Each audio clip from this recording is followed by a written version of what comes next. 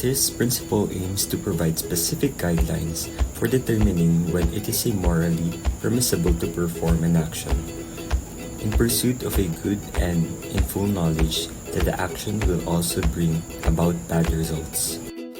The doctrine or principle of double effect is often invoked to explain the permissibility of an action that causes serious harm, such as that of a human being, as a side effect of promoting some good end.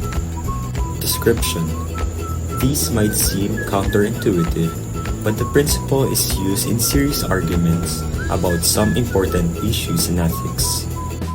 The principle has its historical roots in the medieval natural law tradition, especially in the thoughts of Thomas Aquinas, and has been refined in both general formulation and its application by generations of Catholic moral theologians.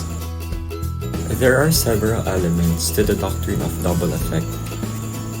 The intended effect of care must be positive. Any harmful effects of care should be predicted but not intended. Harmful effects of care should not be used as a way to achieve beneficial results. In comparison to other principles, the doctrine of double effect is a much more complex and controversial ethical principle. It can undermine practices such as euthanasia, which are generally outlawed but legal in some places, by justifying the intention of a dead patient by using positive motivation to highlight positive outcome of a harmful act.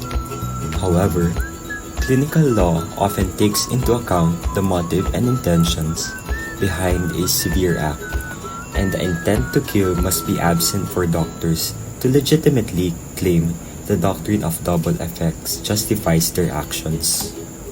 Examples in application to health care and nursing. This principle is commonly referred to in cases of euthanasia. It is used to justify the case where a doctor gives drug to a patient to relieve distressing symptoms, even though he or she knows doing this may shorten the patient's life. This is because the doctor is not aiming directly at killing the patient. The bad result of the patient's death is a side effect of the good result of reducing the patient's pain. For instance, doctors cannot use the DDE to justify killing a patient to cure pain by administering fatal doses of morphine. The DDE does not apply if the patient could have recovered without a morphine overdose, or if their suffering could have been cured with other non-fatal methods.